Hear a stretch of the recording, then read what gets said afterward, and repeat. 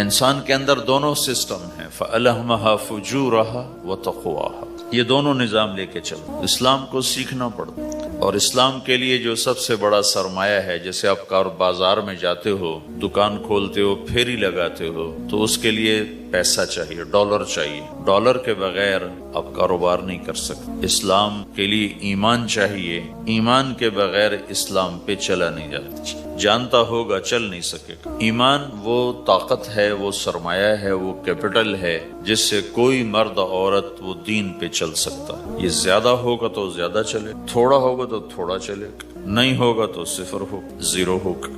تبلیغ کا جو یہ کام اللہ تعالیٰ نے ہمیں دیا ہے، یہ ایمان کو سیکھنے کی اور اس کو آگے پہنچانے اور پھیلانے کی محنت ہے۔ ایمان سیکھنے کے لیے فمن شاء اتخذ الی ربہ سبیلا، کوئی ایک طریقہ نہیں ہے، کئی طریقے۔ اللہ نے سبیل کے اوپر الف لام نہیں لگایا، الف لام ہٹا کر یہ بتایا ہے کہ اللہ تک پہنچنے کے راستے کئی ہیں، محنت کے، اور راستہ تو ایک ہے اسلام، اس پر آنے کی جو محنت ہے اس کے راستے مختلف ہیں۔ ہاں، آگے پہنچانے کے لیے تبلیغ کے سوا اور کوئی راستہ کوئی، یہاں آ کر تبلیغ منفرد کا کام منفرد ہو جاتا ہے کہ کسی محنت میں گشت کوئی نہیں سوائے تبلیغ، صرف تبلیغ ہے جس میں گشت ہے کہ خود چل کے جاؤ۔ اگر میرے پاس وہ میرے کالج کا لڑکا نہ آتا تو مجھے تو نہیں پتا تھا تبلیغ کیا چیز، نہ دین کا پتا تھا نہ دنیا کا پتا تھا، تو کوئی چل کے آیا اور اس نے ہاتھ پکڑا۔ اور دعوت ہے ہی بے طلبوں کے لیے، مدرسہ تو طلب والوں کے لیے، وہاں تو تعلیم ہوتی، تبلیغ نہیں ہوتی۔ خانقاہ تو طلب والوں کے لیے ہے، اور دعوت بے طلب لوگوں کے لیے، جو سننا نہیں چاہتے، جو قریب نہیں آنا چاہتے، اور ایسا طبقہ کروڑوں اربوں کی تعداد میں موجود، انہیں دین پر لانے کے لیے یا دین کی بات ان کے کان میں ڈالنے کے لیے سوائے گشت کے اور کوئی عمل کوئی نہیں۔ میں پشاور گیا تو جماعت میں انہوں نے کہا جی یہاں ایک وکیل صاحب ہیں، تبلیغ والوں کو بہت گالیاں دیتے ہیں، شکل دیکھتے ہی گالیاں دینا شروع کر ہیں، آپ کے علاقے کے، آپ کے علاقے کے۔ میں کہا اچھا ملاؤ۔ پشاور میں رہتا تھا، وکالت کرتا تھا، میرے علاقے کا میاں چنو ایک چھوٹا سا ٹاؤن ہے وہاں کا تھا، میں اس کے قریب تلمبا ایک چھوٹا سا ٹاؤن ہے میں وہاں۔ تو جب ہم ان کے دروازے پر گئے اور نوک کیا تو دروازہ کھلتے ہی انہوں نے وہی کام شروع کر دیا، دیکھتے ہی۔ اور کہا میں نے تمہیں کتنی دفعہ کہا ہے، وہ جو مقامی، کہ تبلیغ والوں کو میرے دروازے پر مت لایا کرو۔ تو اب بتاؤ، میں اگر یہ تبلیغ کے رگڑے نہ لگے ہوتے تو میں تو 2 تھپڑ اس کے منہ پہ مارتا، یا مفتی صاحب کی طرف فتویٰ سناتا، تو اسلام سے خارج ہو گیا ہے، توبہ کر۔ میں نے اس سے کہا بھائی میں تو تبلیغی بن کے آپ کے پاس نہیں آیا، میں تو اس لیے آیا ہوں کہ مجھے پتہ چلا کہ آپ میاں چنو کے ہیں اور میں تلمبے کا ہوں، تو میں تو اس لیے آپ کو ملنے آیا ہوں۔ تو ایسے ہوگا، اچھا آپ تلمبے کے ہو؟ میں تلمبے کا۔ کہو اچھا، بڑی مہربانی، فرمائیے۔ میں نے کہا فرمائیے ایسے تو نہیں ہوگا، گھر بٹھاؤ پھر فرمائیے ہوگا۔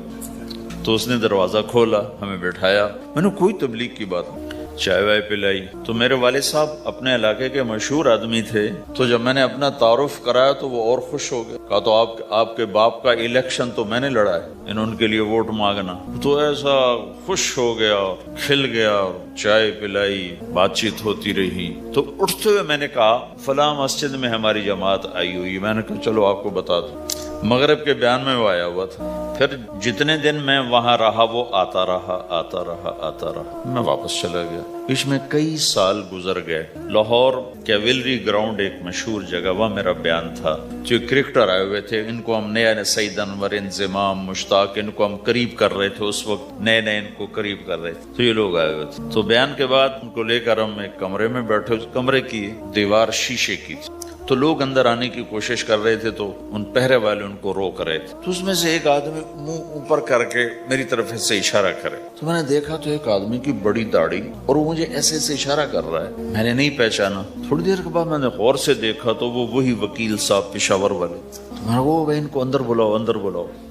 وہ اندر آئے تو میں اٹھ کے ملا، کہنے لگے یہ دیکھو یہ تمہارا ایک گشت، میرا وقت بھی لگ چکا ہے، بدنوں کا چلہ لگا ہے، یہ 3 چلے لگے ہیں۔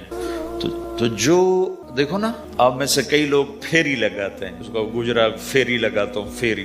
میں پہلے سمجھا ہی نہیں، فیری تو کہتے ہیں چھوٹے جہاز کو جو سمندر میں چلتا ہے، میں سمجھا یہ فیری لگاتے ہیں، فیری، اور وہ تو گجراتی میں فیری کہتے ہیں، فیری کو۔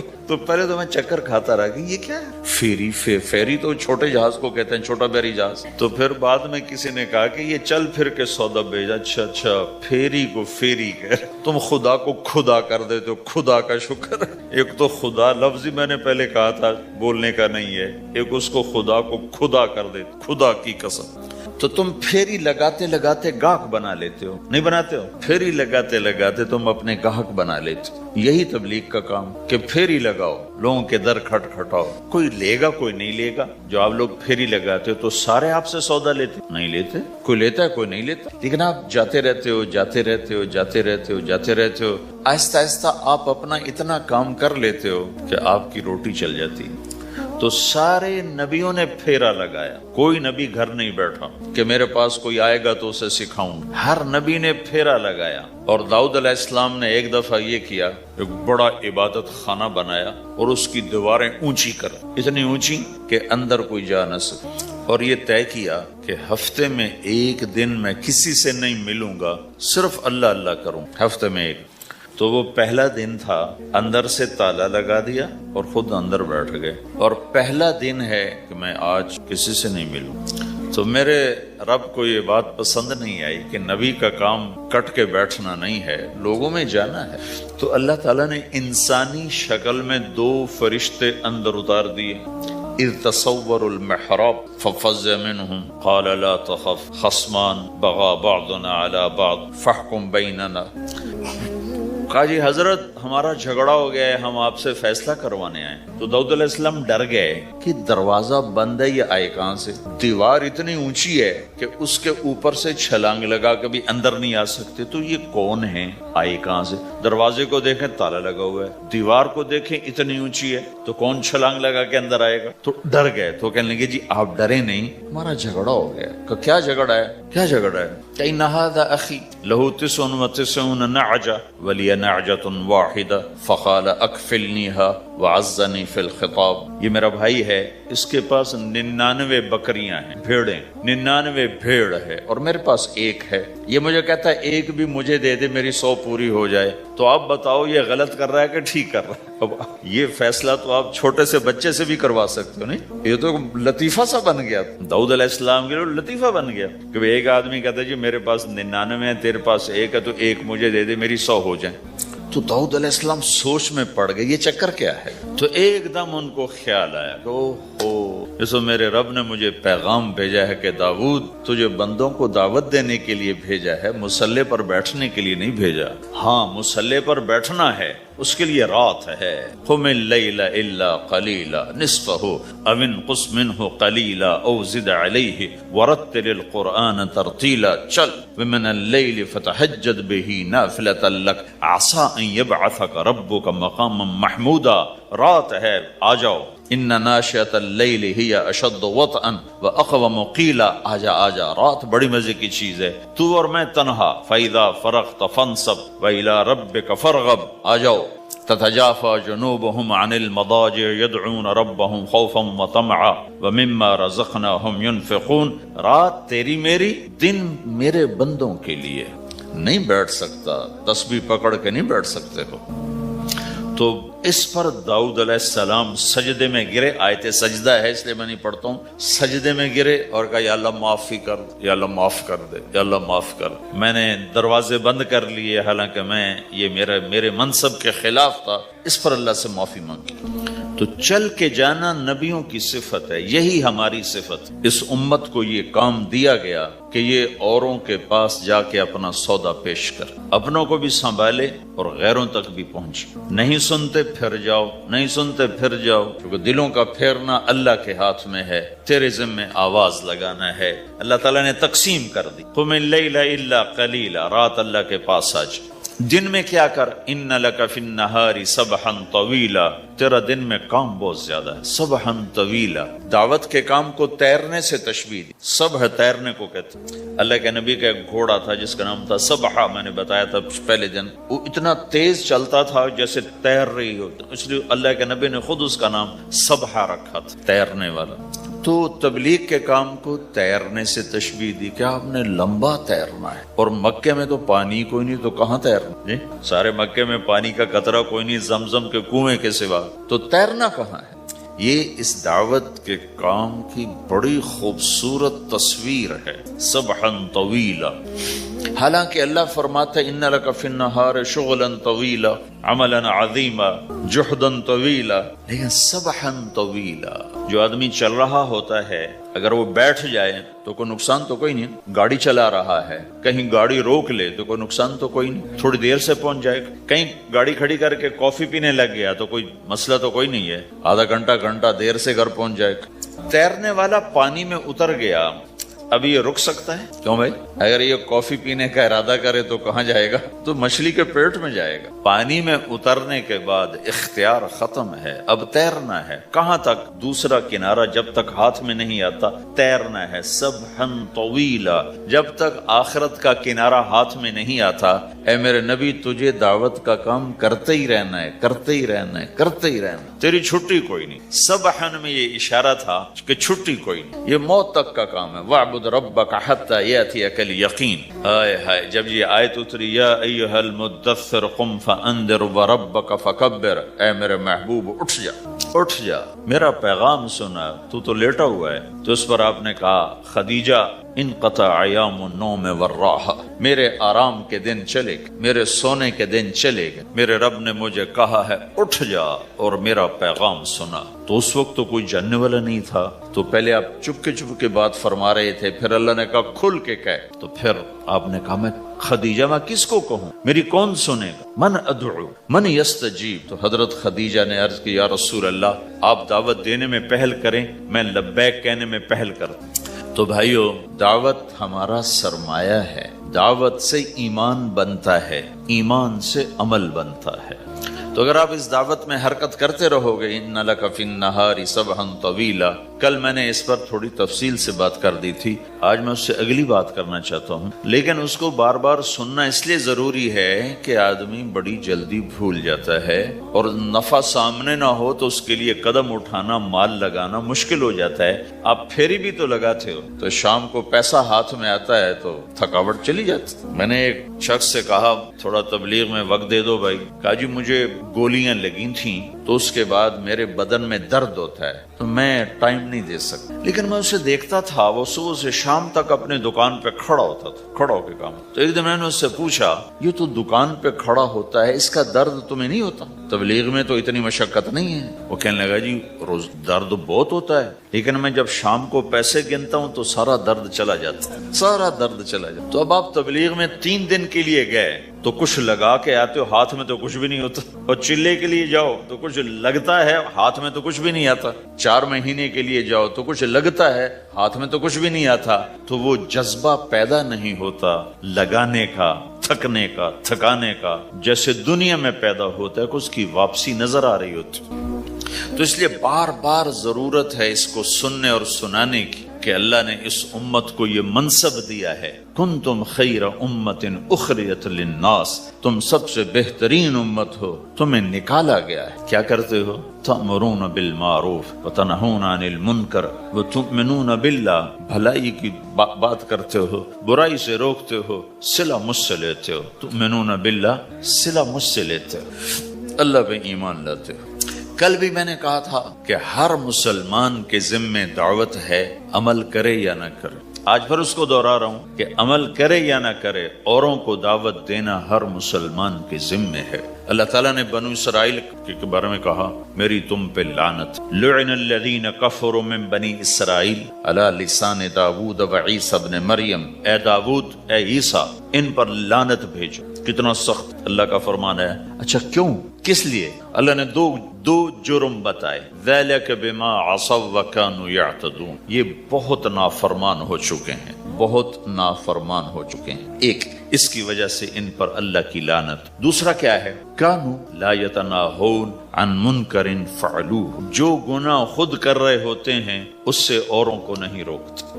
کانوا لا یتناہون، نہیں روکتے تھے، عن منکر، اس گناہ سے، فعلوہ، جسے وہ خود کر رہے ہوتے تھے۔ تو اس سے پتہ چلا کہ اگر کوئی نافرمانی بھی کر رہا ہے تو کسی کو اگر دیکھتا ہے نافرمانی کرتے تو اسے سمجھانا اس کے ذمے ہے.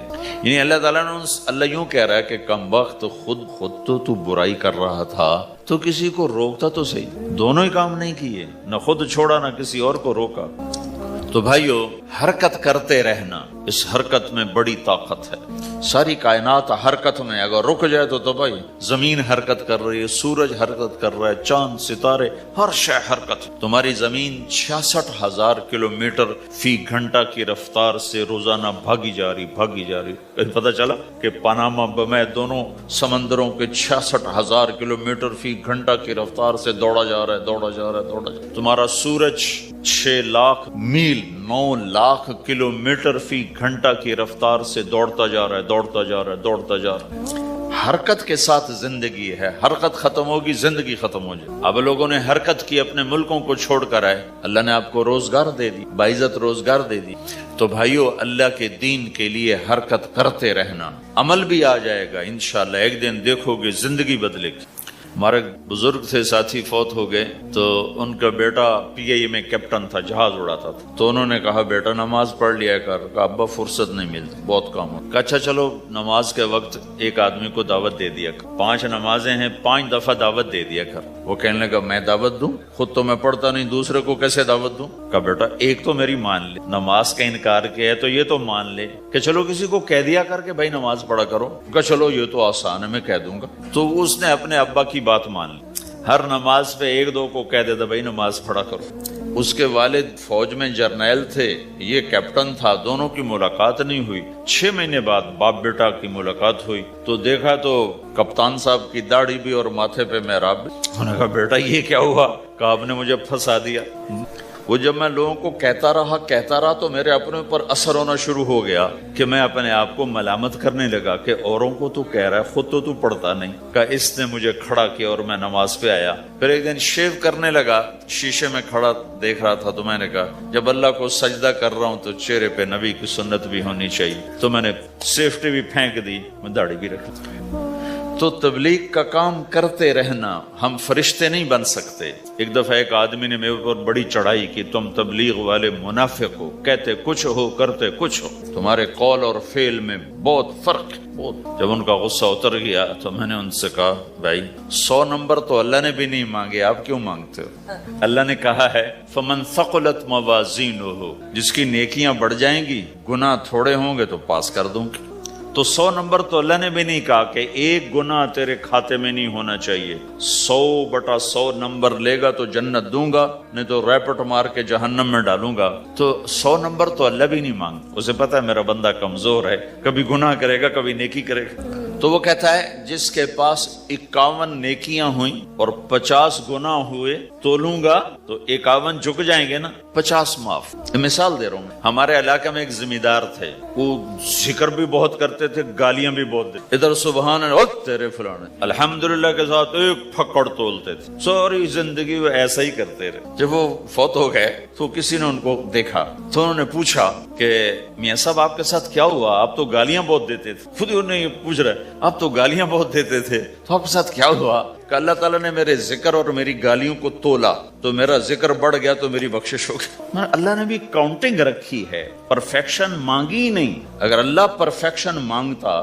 تو پھر آپ کہتے تم کرتے کچھ ہو کہتے کچھ ہو. اگر میں کہتا صحیح ہوں تو ایک نیکی تو کر رہا ہوں اور کرتا نہیں ہوں تو ایک گناہ کر رہا ہوں. کیا پتا میرا رب میرے کہنے کے تو فعل میرے نہ کرنے کو معاف کر دے. بس ایک صورت میں ہے کام خطرناک کہ اگر میں اس کہنے سننے کو اپنی دنیا بنانے کا ذریعہ بنا لوں پھر خطرناک ہے. تأمرون الناس بالبر وتنسون انفسکم وانتم تتلون الکتاب، وہ یہ آیت.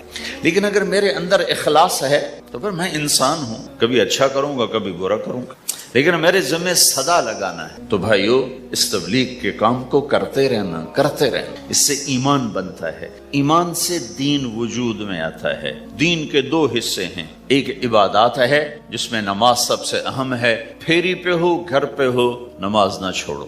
رمضان کے روزے ہیں، اللہ پھر رزق زیادہ دے حج کرو زکوٰۃ دو. لیکن عبادات بڑی محدود ہیں اور اس میں کثرت اللہ نے مطالبہ بھی نہیں کیا، بلکہ اللہ تعالیٰ نے اس میں اعتدال ہی کو پسند فرمایا ہے۔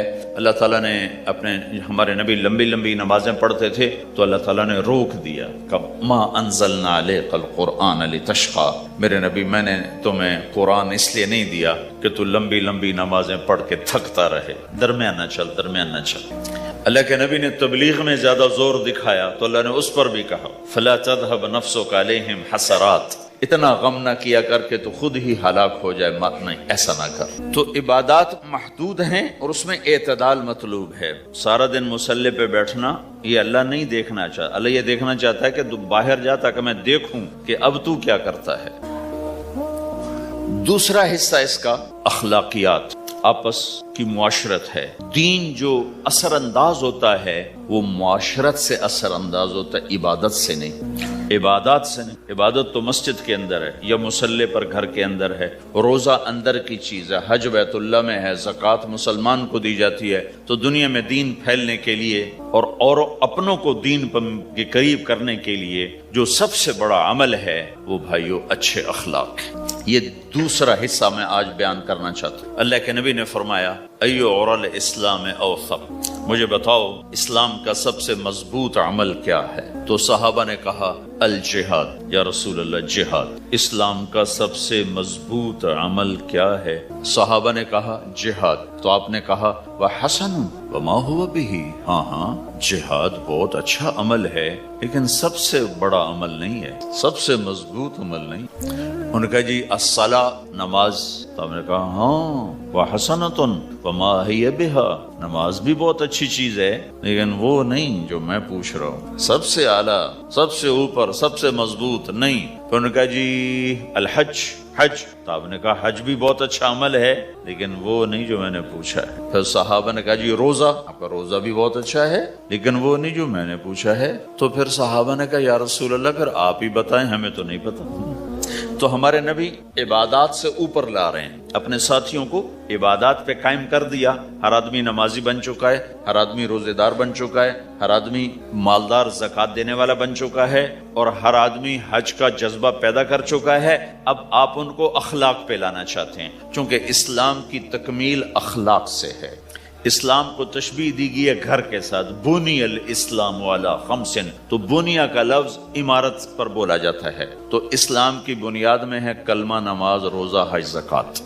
اگر اس مسجد کی بنیادیں بھر دی جائیں تو اس کو مسجد تو نہیں کہیں گے نا، ہاں جی بنیادیں ڈال دی ہیں، چھت ڈالنی ہے، جب چھت پڑے گی تو پھر یہ مسجد کہلائے گی۔ تو اسلام کی بنیاد قائم ہو چکی تھی، اب آپ چھت ڈالنا چاہتے تھے۔ چھت کیا ہے؟ وہ اچھے اخلاق ہیں، تو اب آپ ان کو اوپر لا رہے ہیں، اوپر لا رہے ہیں۔ تو آپ نے جب پوچھا تو انہوں نے وہی کہا جو انہوں نے ابھی سیکھا تھا، نماز، روزہ، جہاد، حج، لیکن آپ نے سب کی نفی کر دی، نہیں یہ بھی نہیں، یہ بھی نہیں، یہ بھی نہیں، یہ بھی نہیں۔ اچھا یا رسول اللہ آپ بتائیں۔ تو آپ نے فرمایا ان اوثق عرى الاسلام الحب للہ والبغض للہ، اسلام کا سب سے مضبوط عمل وہ آپس میں اللہ کے لیے محبت کرنا ہے۔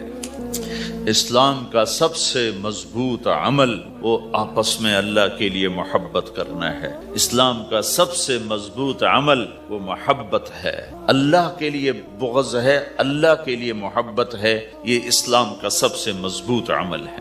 تو بھائیو یہ چھوٹا سا معاشرہ اسلامی بن جائے، اس کے لیے بنیاد میں نے پہلے بتا دی، اب چھت بتا رہا ہوں، وہ ہیں اچھے اخلاق۔ اللہ تعالیٰ نے جب ہمارے نبی نے نماز لمبی پڑھی تو اللہ نے کہا درمیانی پڑھو، میں نے ابھی بتایا۔ تبلیغ میں دکھ زیادہ جھیلا تو اللہ نے کہا درمیانہ چلو۔ لیکن جب اللہ کے نبی نے اخلاق بلند کیے، اخلاق، تو اس پر بھی اللہ تعالیٰ فرماتا میرے نبی ذرا اتنا نرم نہ ہو، تھوڑا سا سختی دکھا، آنکھیں دکھا، تھوڑا شوشاں کر۔ تو میرے رب نے کیا کہا؟ واہ، میرے رب نے آپ کے اخلاق کی جیسی تعریف کی ہے آپ کے کسی عمل کی ایسی تعریف نہیں کی۔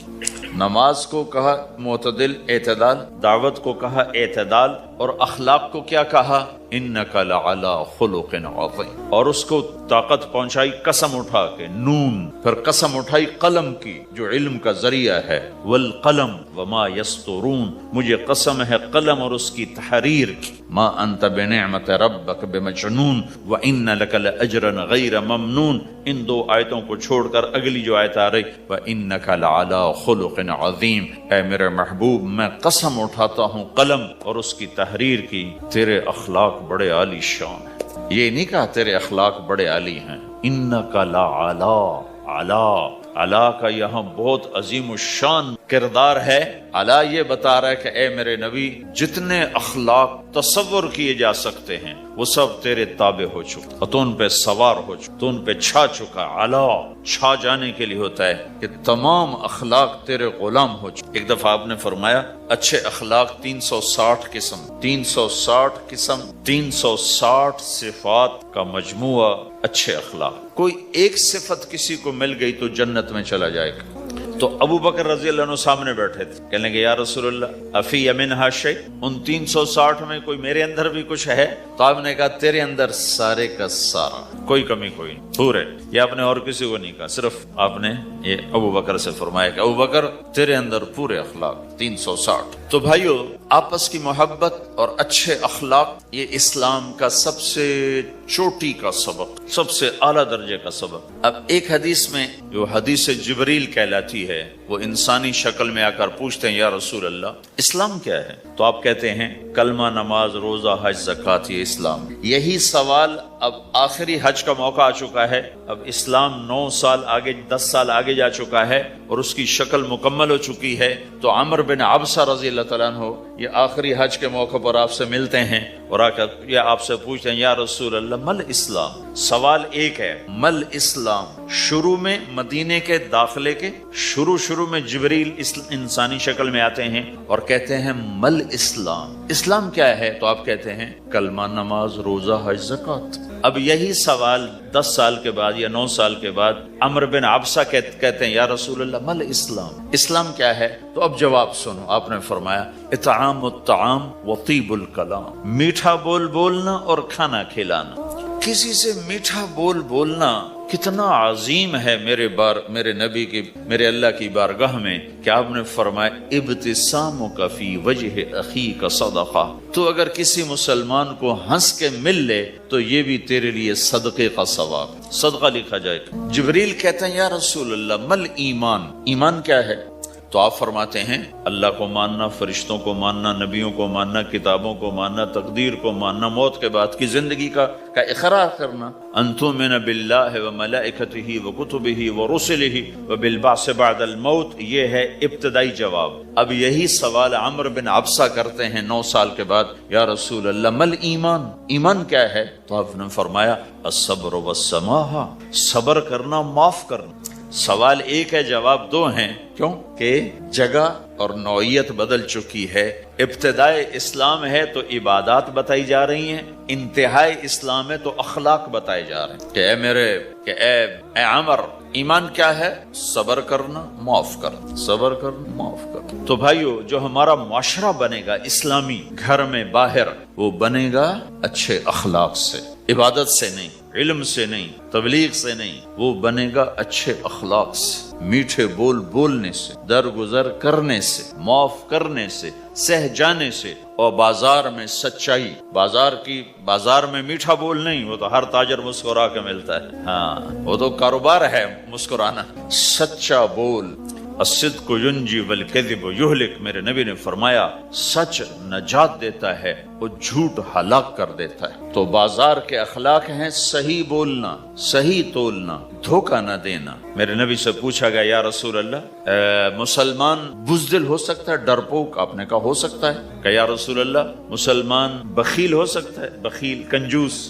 آپ نے کہا ہو سکتا ہے۔ کہ یا رسول اللہ مسلمان جھوٹ بول سکتا ہے؟ ہم جھوٹ نہیں بول سکتے۔ آپ نے فرمایا میں اپنے امت میں ہر عیب کی توقع رکھتا ہوں کہ میرا امتی ہر گناہ کر سکتا ہے لیکن 2 کام نہیں کر سکے گا اگر وہ میرا امتی ہے، ایک جھوٹ کبھی نہیں بولے گا، ایک دھوکہ کبھی نہیں دے گا، اور یہ دونوں کام ہمارے پورے عروج پر ہیں۔ تو مسلمان دھوکہ نہیں دیتا کہ مسلمان جھوٹ نہیں بولتا. تو اللہ کے نبی نے یہ نہیں فرمایا جو نماز نہیں پڑھتا وہ میرے سے وہ مجھ سے نہیں ہے، میری امت میں سے نہیں. جو روزہ نہیں رکھتا میری امت میں سے نہیں ہے. زکوٰۃ نہیں دیتا میری امت میں سے. یہ نہیں کہا. آپ نے کہا من غش فلیس منا، جس نے کسی کو دھوکہ دیا وہ میری امت میں سے نہیں، میری امت سے خارج. تو آپ کی تجارت پاناما میں ایسی تجارت ہو کہ وہ اسلام کا بولتا ثبوت بن جائے. آپ کی جاب ہے تو ایسی ہو کہ اسلام کی پورا انڈونیشیا جو مسلمان ہوا ہے، مسلمان تاجروں کی تجارت سے مسلمان، ملائیشیا، انڈونیشیا، فلپائن، ان علاقوں میں جتنا اسلام پھیلا ہے یہ تاجروں کی محنت سے پھیلا. کہاں کے تاجر؟ یمن کے عرب تاجر. ان کے عالی اخلاق، ان کا سچا بول، ان کا صحیح ترازو، اس نے لوگوں کے قلوب کو پھیر دی کہ یہ پیسے کے غلام نہیں ہیں. تو ہماری تجارت اس لیے نہیں کہ ہم پیسہ بنائیں، ہماری تجارت اس لیے کہ ہم تجارت میں اللہ کے احکام زندہ کریں، جس میں سب سے بڑا حکم سچ بولنا ہے اور دھوکے سے بچنا اور غلط کاروبار سے، غلط کام سے بچنا ہے. صرف ہم پیسہ نہیں کماتے، ہم اللہ کا امر دیکھتے ہیں کہ اگر میرے اللہ کے حکم کے مطابق ہے تو ٹھیک، اگر اس کے مطابق ہم چھوڑ دیں. تو بھائیو اپنی پہچان کرواؤ سچائی کے ساتھ، دیانت کے ساتھ، دھوکے سے بچتے ہوئے. ایک تاجر مجھے بڑے فخر سے بتا رہا، فیصل آباد کی بات، کہ جی میں صبح قرآن پڑھ رہا تھا دکان پہ بیٹھا ہوا، کپڑے کا تاجر. تو ایک گاہک آ گیا، کہا جی آپ قرآن پڑھ رہے ہو، بھلے آدمی لگتے ہو، تو میں نے بیٹی کے جہیز کے لیے کپڑا خریدنا ہے. تو میں نے کہا آپ سے خرید لیتا ہوں. تو وہ پھر ہنس کے کہنا جی میں نے 16 روپے میٹر والا کپڑا 48 روپے میٹر میں بیچ دیا. میں نے کہا واہ بھائی واہ، قرآن کی قیمت بڑی تھوڑی لگائی تو. ہائے ہائے ہائے ہائے، اس کو شرم بھی نہیں آ رہی اس بات پر، احساس ہی کوئی نہیں کہ اس نے قرآن پڑھتے دیکھ کر اعتماد کیا اور اس نے قرآن سے ہی اس کو دھوکہ دی کہ پورے بازار میں 16 روپے گز ہے وہ کپڑا، وہ 48 روپے اس کو. اگر اپنے نبی کی بات سنو، آپ نے کہا سچا تاجر قیامت کے دن نبیوں کے ساتھ کھڑا کیا جائے. کیوں؟ کہ ہر موقع پہ جھوٹ بولا جا سکتا ہے، پروفٹ کمایا جا سکتا ہے، دھوکہ دیا جا سکتا ہے، فراڈ کیا جا سکتا ہے، اور اس سے بچتا ہے. نہ اپنوں کو دھوکہ دیتا ہے نہ غیروں کو دھوکہ دیتا ہے. جب انگریز کا دور تھا تو وہ ایک دلی میں ایک جیب کاٹنے والی، تو وہ یہ سکھایا کرتا تھا لڑکوں کو، پھر ان کو بھیجتا تھا. تو اس کا ایک چیلا شام کو صرف 2 روپے لے کر آیا، 2 روپے لے. تو اس نے کہا بے وقوف، آج سارے دن کی کمائی 2 روپے کا. استاد آج بہت بڑا مال مارا تھا، لیکن میں نے دیکھا تو وہ ایک گورا تھا، انگریز. تو مجھے خیال آیا اگر قیامت کے دن عیسیٰ علیہ السلام نے میرے نبی کو گلہ دے دیا کہ تیرے امتی نے میرے امتی کی جیب کاٹی تھی، تو میں اپنے نبی کو کیا جواب. تو میں نے جا کر اس کو واپس کر دیا. ابھی اپنے کے کھسکا کے لایا ہوں 2 روپے. تو پچھلے زمانے کے تو چور بھی ایسے خوددار ہوتے تھے، اب تو نمازی ایسے غیرت کہاں پھینک کے آ گئے ہیں. ماتھے پہ محراب ہوتا ہے اور دھوکے میں سب سے اول ہوتا ہے. تو ہمارا اسلام صرف اس مسجد کی 4 دیواری میں نہیں ہے، ہمارا اسلام تو بارش کے قطروں کی طرح پھیلا ہوا ہے. آسمان کی بلندی ہے، آسمان کی وسعت ہے، جیسے اس سے زیادہ ہمارے دین کی وسعت ہے. تو آپ کسی دفتر میں ہو یا اپنے کاروبار میں ہو تو اس میں بھی اللہ کے نبی نے آپ کو طریقہ بتایا ہے. تو بازار کے اخلاق ہیں مسکرانا نہیں، بازار کے اخلاق ہیں سچ بولنا، صحیح دینا، صحیح تولنا، صحیح سودے کا عیب بتانا. عبد الرحمن بن عوف رضی اللہ تعالیٰ عنہ کے بارے میں وہ پہلے 10 صحابہ میں آتے ہیں، پہلے 10 صحابہ. آپ نے کہا ابو بکر جنتی، عمر جنتی، عثمان جنتی، علی جنتی، طلحہ جنتی، زبیر جنتی، سعد جنتی، عبد الرحمن جنتی، ابو عبیدہ جنتی، سعید بن زید جنتی. اس میں ایک عبد الرحمن. جب ان کا انتقال ہوا تو انہوں نے 3 ارب 10 کروڑ 20 لاکھ دینار چھوڑے ترکہ. ہمیں تو بڑا بیوقوف بنایا گیا، کاغذ کو کرنسی بنا کے دے دی. کاغذ کرنسی تو سونا ہوتا ہے جی، کرنسی تو سونے اور چاندی کو کہتے ہیں، کاغذ کے ٹکڑے کو تو کرنسی نہیں کہتے. اور اب کرنسی بھی لے کر وہ کارڈ پکڑا دیے، جیب بھی خالی، اب کرنسی بھی کاغذ بھی کوئی نہیں، خالی کارڈ. اس کو کیا کہتے ہیں کارڈ کو؟ Credit card. کریڈٹ کارڈ وہ ساری دنیا کو بیوقوف بنائے ہوئے، یا تو کاغذ پکڑائے ہوئے ہیں یا کارڈ. کاغذ بھی اب واپس لے لیا، اب کارڈ پکڑا دی. اور عبد الرحمن بن عوف نے جو پیسے چھوڑے وہ کاغذ نہیں تھے. کاغذ کی کیا حیثیت؟ پاکستان میں روز چھپ رہے ہیں، کاغذ کی کیا حیثیت؟ 3 3 अरब 10 करोड़ 20 लाख दीनार सोने के, और एक सिक्का दीनार उस वक्त 4.5 माशे का होता था। अब उसको मल्टीप्लाई करो और पूरा पनामा खरीद लें उस पैसे। और वो टॉप लिस्ट के 10 टॉप 10 सहाबा में से एक, वो फरमाते थे मेरी तिजारत का ये उसूल रहा कि मैंने कभी उधार नहीं खरीद, न कभी उधार बेचा, न कभी उधार खरीदा। जो खरीदे भी उधार और बेचे भी उधार, उसे नींद कहाँ आएगी? देने वाले देते नहीं, लेने वाले सर पे खड़े होते। उन्हें ना बीवी अच्छी लगती ना बच्चे अच्छे लगते, वो घर में बैठ के भी घर में नहीं होते। तो आपने फरमाया ना मैंने कभी उधार खरीदा न कभी उधार बेचा, नकद खरीदा नकद बेचा। दूसरा मेरा उसूल ये रहा कि मैंने कभी स्टॉक नहीं किया, जब मुझे प्रॉफिट मिला मैंने फौरन बेच दिया। इंतजार नहीं किया 1 हफ्ते बाद बेचूंगा रेट बढ़ जाएगा, जिस दिन मुझे प्रॉफिट मिला 1 पैसा भी मिला तो मैंने फौरन बेच दिया। तीसरा उसूल ये था कि मेरे सौदे में कोई कमी या ऐब होता तो मैं उसे छुपाता नहीं था, जाहिर करता था इसमें ये कमी है भाई, लेना तो ले लो, नहीं लेना तो छोड़ दो। तो हमारी तो तिजारत भी जन्नत का रास्ता है। मदीने के लोग जिम्मेदारा करते थे, मक्का के लोग तिजारत करते, उनकी ज़रात और तिजारत दीन के फैलने का जरिया बनी। अब्दुर्रहमान बिन औफ रज़ियल्लाहु अन्हु का माल अल्लाह के दीन के काम आया, उस्मान रज़ियल्लाहु अन्हु का माल अल्लाह के दीन के काम आया। जंग तबूक में 10,000 आदमियों का सामान हजरत उस्मान अकेले ने दिया। 30,000 का लश्कर था तो 1/3 10,000 का सारा सामान उस्मान रज़ियल्लाहु अन्हु ने अपने घर से दिया। और वो पैसे दीनार ला के पेश किए ना, तो अल्लाह के नबी वो दीनार लेकर यूं कर रहे थे, ऐसे ऐसे, और कर रहे थे मा अला उस्मान अल्लाह यामल बअदा उस्मान, आज के बाद तो कुछ ना कर, जन्नत वाजिब हो गई तेरे।